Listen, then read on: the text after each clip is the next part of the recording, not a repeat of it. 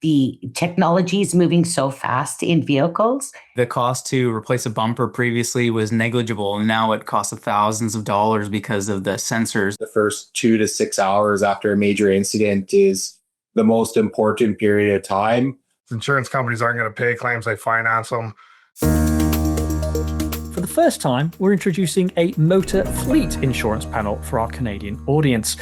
So let's meet our experts. They are Shaylee Nowicki. She is Senior Broker at Pervs Redmond. Tyler Olecki, Partner and Senior Risk Advisor, Transport and Energy at Navicord. Lee Sherbach, Senior Vice President, Transportation Energy Practices at Hub International. And Sean Walker, Manager, Auto and Fleet at Axis Insurance. So welcome to you all, and I'm going to start with a big one. Saskatchewan's public auto insurer has applied for a 3.75% auto insurance rate increase for 2026 and 2027. Now, it cited inflation and a sharp rise in the cost of vehicle repairs as the key drivers. So I'd love to know how each of you in the Canadian fleet space, of course, are rethinking maybe rating, vehicle choice, loss control strategies as repair cost inflation pushes these commercial auto premiums higher across the different provinces. So Lee, tell us about your approach. The first thing we have to look at, Paul, is that, cost of repairs has drastically increased over the years and near double-digit increases year over year. So when we're looking at choosing vehicles and repairing and whatnot, it really comes down to making sure that the client has in-house claims management programs, that they're able to put their shops in place. If they have their in-house mechanics, they're obviously going to do what they can to mitigate those costs. But in addition to that, it's not running everything through insurance. That's going to help mitigate your cost increase as well. Insurance companies aren't going to pay claims, they finance them. And so over the long term, if they're running through every claim, that's just going to cause more of an increase. If you ask specifically in Saskatchewan, Saskatchewan's been subsidizing the rate market there for some time, and that pool is down tens of millions of dollars at this point in time. So, that 3.7% has lagged. It's been too long for it to be initiated, and as a result of that, various fleets are going to see increases for a much longer period of time. The insurance companies have stakeholders that they have to produce profitability for. And if the governments are in the way with rate caps, that's going to prohibit the insurer's ability to maintain market competition, with competitive pricing. And so, we kind of got to get away from what's the rate today at 3% or 5%, because that's going to affect the long-term stability of the marketplace.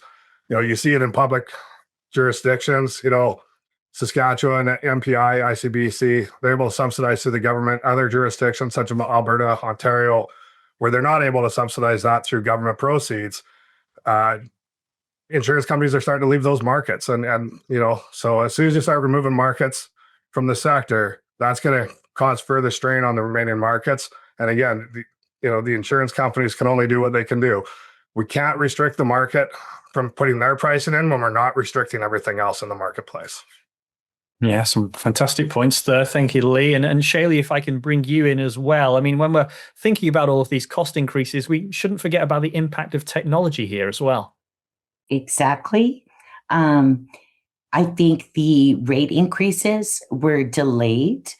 The technology is moving so fast in vehicles, and I think the insurance market was a little bit slow in getting the pricing to reflect the increased claims cost when to repair a vehicle, such as replacing a windshield.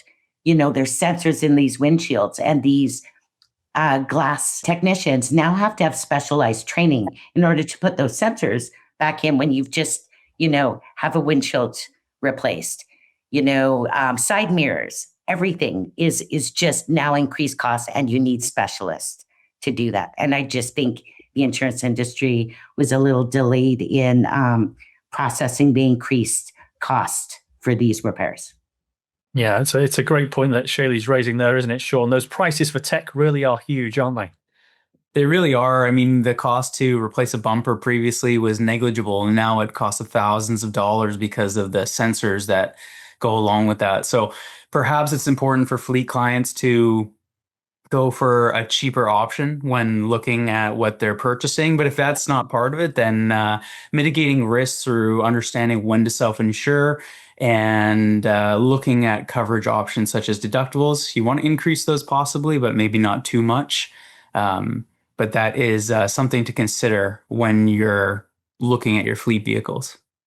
Yeah, and Tyler, just to bring you in as well, do you agree then with the points being raised here that the repair costs and maintenance are the big issues here?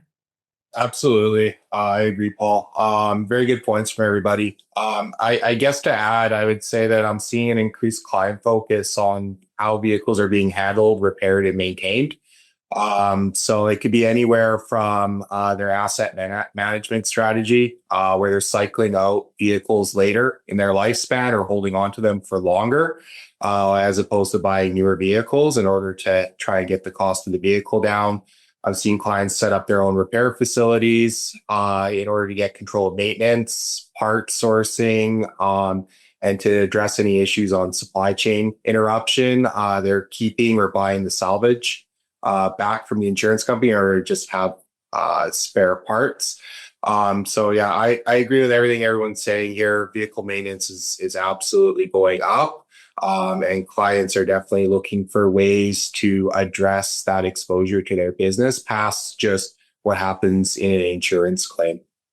Well, let's keep the discussion about costs on the agenda if we can. National data does show that auto insurance premiums in Canada were up 7.3% year over year. That stat was from October 2025. That's more than triple the overall CPI inflation rate. So experts expect prices will continue to drive up in 2026 as well. So I'd love to know how each of you are helping fleet clients to absorb these cost increases and indeed while still maintaining that adequate level of protection and road safety investment. So Shaylee, let us know what you're doing. We're reviewing the client's coverage that they currently have, seeing if we can reduce coverage on, say, older units that they might have in their fleets where full coverage maybe isn't necessary. Looking at other coverages that they may have that are not necessarily required, say an SEF 27, which that coverage may also be included on their CGL coverage. So are we doubling up on that?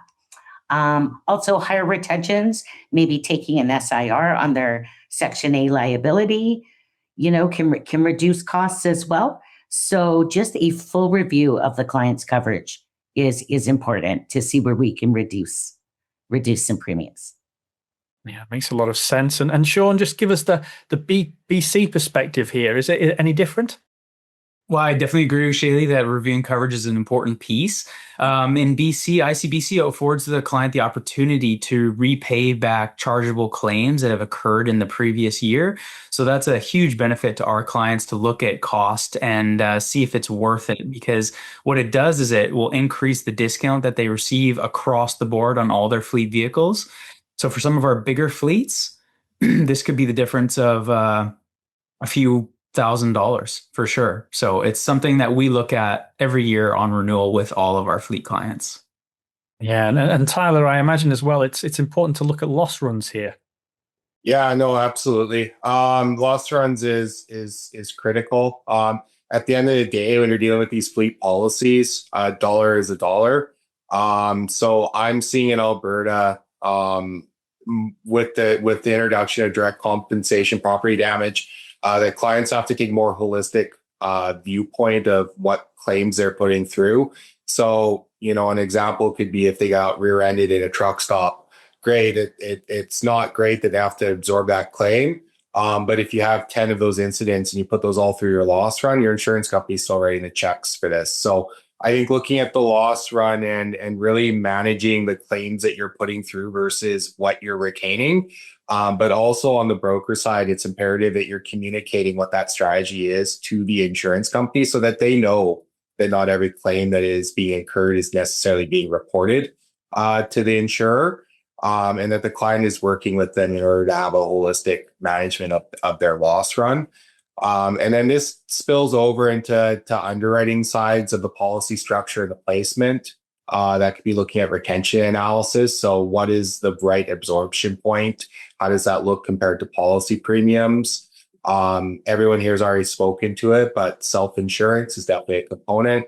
The one thing I'll add in on the self-insurance side is, can they or how can they absorb trailer physical damage premiums? I see that as a place where clients can safely absorb the risk of self-insurance with little impact to their business, and usually offset some pretty significant premiums. And then on the large fleets, there's a lot of discussion around captives. There has been for quite some time since the hard market in 2019, 2020 started.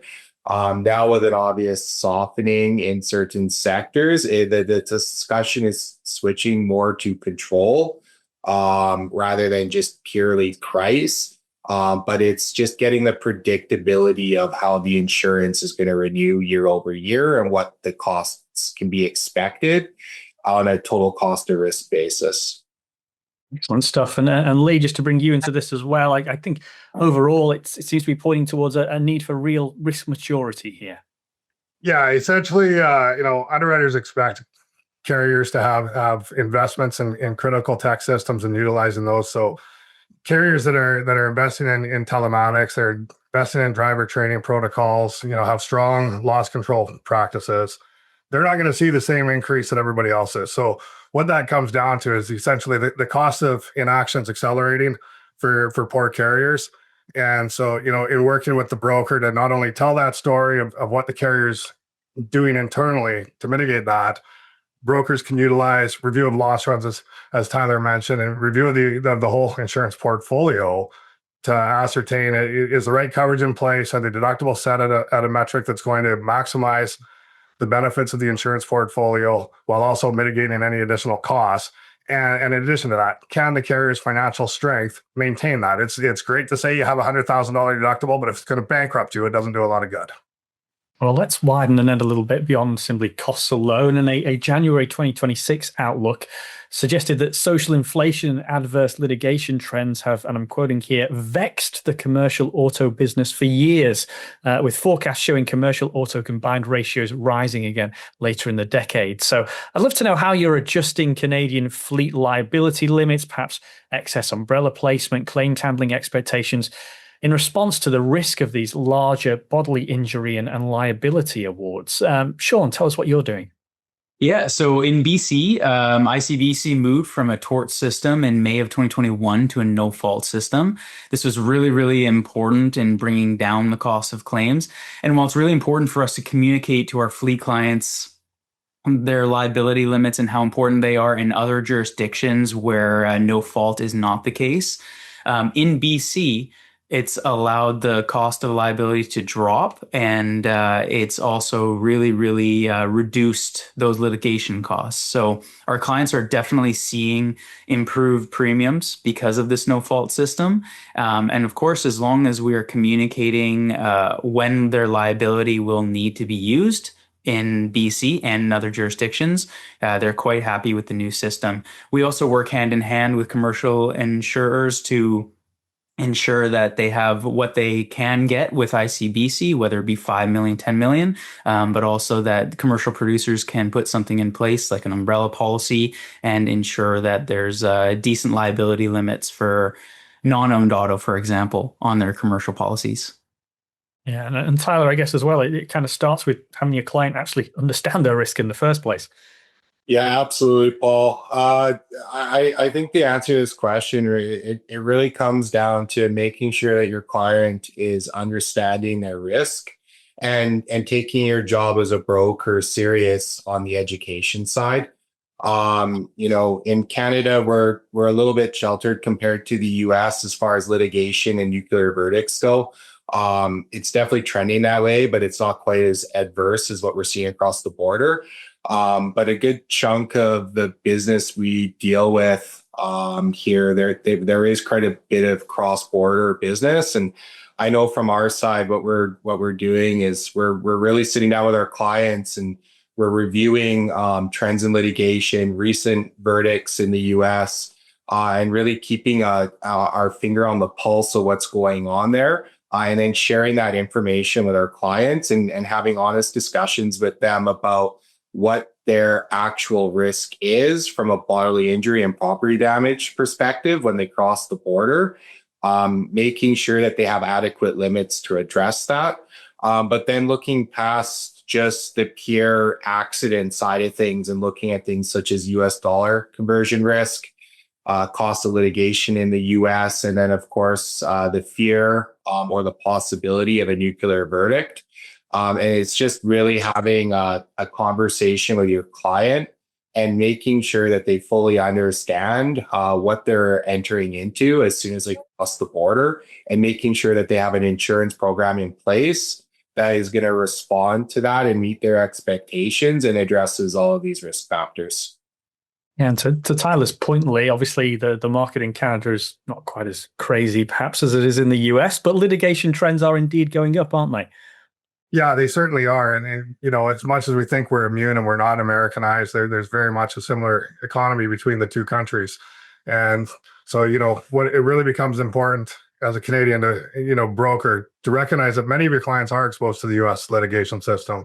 You know, so it's our job to educate them as to what the potential risk is and give them the options on additional liability limits, give them the price so they can make an educated decision to ensure that, you know, you may not have seen, as a broker, you might not have seen that $8 million liability claim in Canada from an automobile accident. But when you look into it, there's several at the $15 and $20 million number.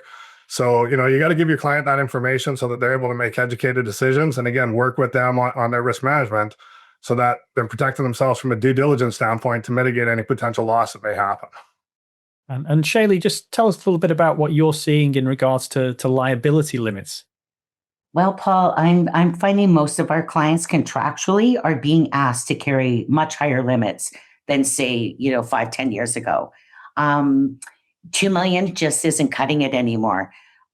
People are wanting to see a 5-10 million limit, depending on the client's risk. If you're a fuel hauler, primary 10 million before the umbrella will allow the attachment point. So now more than ever, we're getting, we have to find that middle layer so that the umbrella will attach. So I'm getting, say, a 5 million primary or 2 million primary. Then I have to get an excess auto to bring it up to the 5 or 10 that the umbrella carrier wants. So regardless, the client is needing these higher limits just to fulfill their contractual requirements for their clients. So that's been a little bit different and a little bit of a struggle lately. So. Yeah, and talking about things that are a little bit different, let's talk a little bit about technology, because recent research suggests that commercial fleet insurance is now at a pivotal moment, with telematics adoption hitting a tipping point. Indeed, over half of commercial vehicles are now thought to be equipped with telematics devices, especially in larger fleets. So, Tyler, how are you practically leveraging this? Yeah, really, really good question, Paul. From our side, if I'm going to be completely blunt here, as an industry, we could probably do a little bit better of a job. I see this as the next logical step in our industry, and in how insurance companies, brokers assess risk and also help manage risk. It's wonderful that there's been such an uptick in implementation of telematics, dash cameras, both forward and driver facing. But what we're actually doing with the data that's being skimmed off of that, that is really the question that needs to be answered, and how that's going to be interpreted at the insurance company level. Right now, what we're seeing on the fleet side, we have a lot of clients where they are looking at cause analysis. So incident gets reported, they're following it up, they're documenting it. So they're doing a really good job of bringing in an aspect of defensibility to the insurance companies.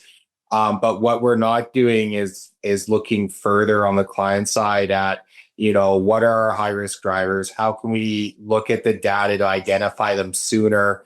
What are the causations of those risk characteristics? And how can we call it de-risk that using some of this data and be more predictive in nature and look forward instead of at what's just happened in the past. On the insurance company side, I know they've really, there's a couple that have bought a lot of data. They haven't done much with it, but again, from an actuarial perspective, I definitely see this as an area that is developing. And I know that on the broker side, this is a major question at Navicord that we are looking to answer in 2026 is how can we help our clients, our insurance partners, and everybody use all the data that's available to them in order to better their overall risk management and help take that next step forward of utilizing technology in fleet risk management. Yeah, and then speaking of utilizing that technology, Lee, I've got to be honest, I'm not a fleet driver, but I have plenty of tech in my car and I've got no clue how to use it. I get you. They need to start selling these with the 12-year-old kid that knows how to utilize the computer inside the car. It's great to have the technology. If you don't know how to use it, it doesn't do a lot of good. So brokers have to get to learn the different technologies out there and how we can help the client understand what data is available there. And then more important from that point is how they're utilizing that data and sharing that information with the insurer. You know, as Tyler mentions, there's underwriters out there that are gathering that information. At this point, it's a data load. What are they going to do with it down the road? I think there's going to be a time where we go back to sort of the 21A mileage fleet endorsement, but it's going to be telematics driven where they're paying based on true mileage and how you're driving throughout those miles. I don't think that's far away with the way technology is going. And we know various underwriters have spoken to potentially having that ability. I think we'll probably see it in the next 5 years. In addition to that, with the telematics, it's Tyler mentioned forward and rear facing cameras. Those are going to help mitigate claims for drivers. They're going to help tell the underwriters which direction to deal with the claim. Do we have to prepare ourselves for defense? Are we going to win this? Do we settle it quickly? So all of that telematics data that's available to us today is going to be used in a positive format. And so the more you invest in technology today, the better off it's going to be in the long term for the industry, I believe. Yeah, and Shaylee, I imagine as well, I mean, all this great use of technology, but you've kind of got to be able to present those examples to clients, haven't you? Yes. And now we actually have the data and the examples to tell clients who are maybe a bit skeptic about telematics. We now have, examples on how telematics has saved our clients from a he said, she said. A lot of times the courts will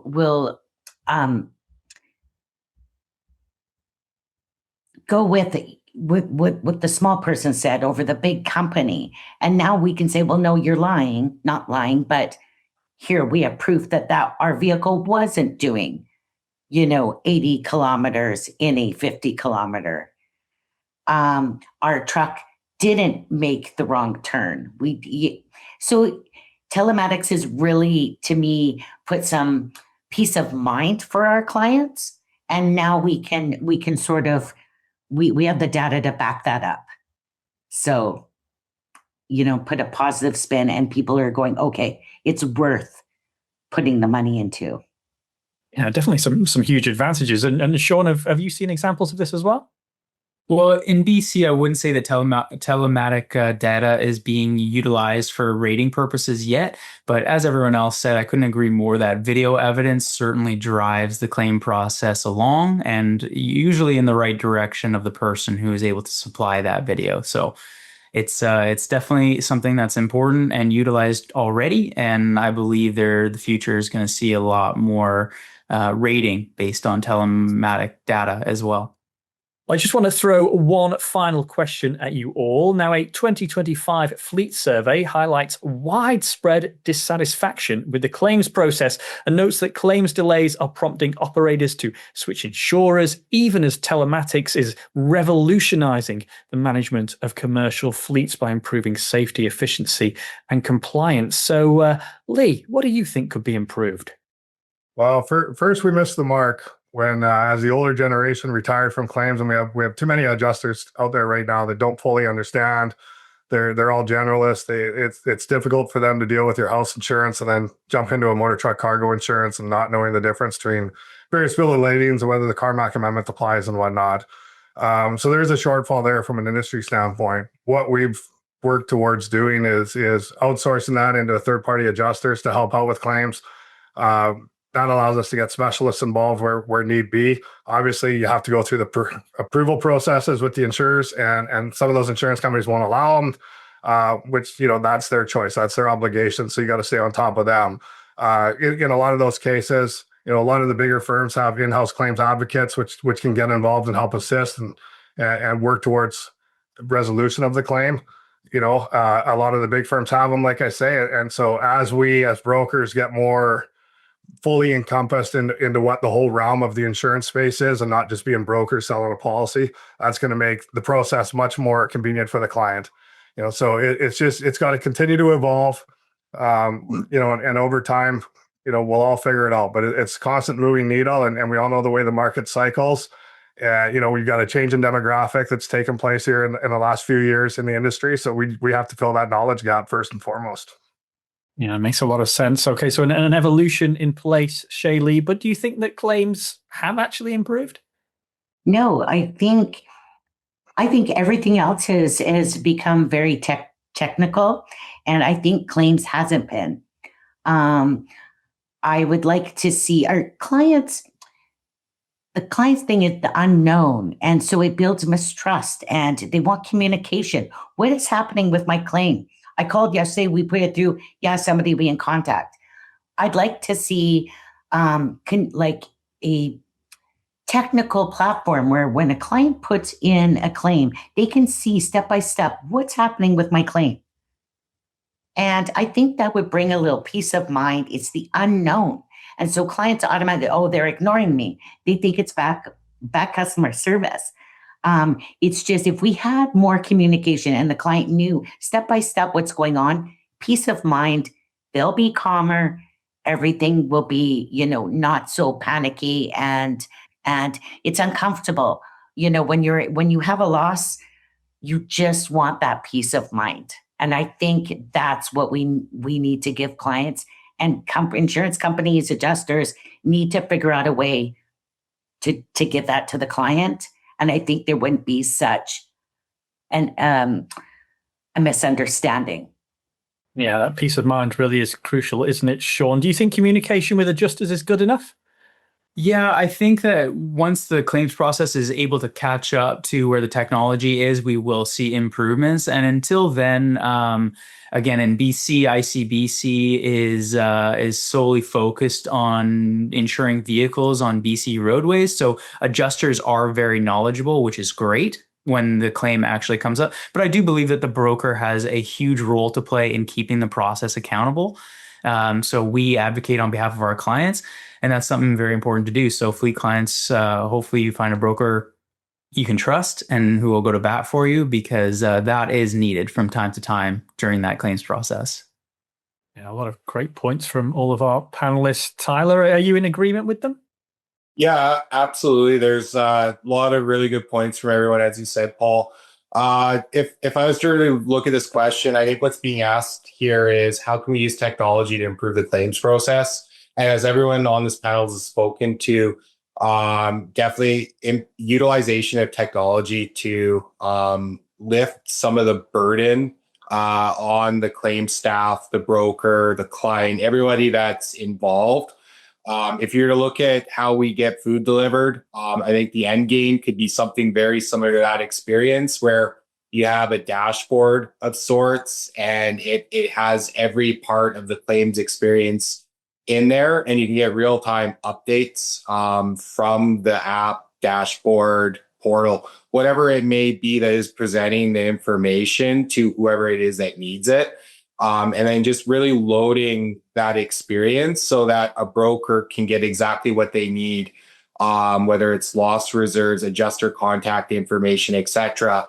A client who could access their claims run without going through a broker, so that they know how their loss insurance history is looking over the past year, what reserves are being set.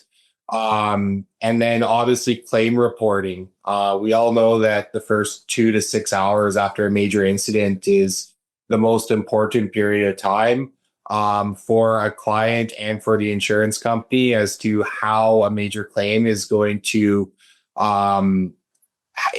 how it's going to set the precedent for the rest of it as far as managing the severity of that loss. And so instant reporting via the app, where you get the insurance company on the phone or an adjuster dispatched instantly, whether it's through an app, a phone call, some kind of AI analysis of the crash scene. I just really think that utilizing the technology that's already available in other industries and adapting it to the claims process is really going to free up a lot of time, adjuster capacity, broker capacity, and ultimately it will lower claim amounts for the insurance company. So it's a win-win for everybody. And I think the technology side of things is a logical next step here on the claims process. And I think it's going to really unfold here in the next 3 to 5 years. We're going to see a major shift in what's going on with claims handling in Canada with our insurance companies. Yeah, some great thoughts there, and indeed an excellent debut from you all. Huge thanks to our panelists. And remember, they will be meeting regularly. So for more, stay tuned right here at Insurance Business TV.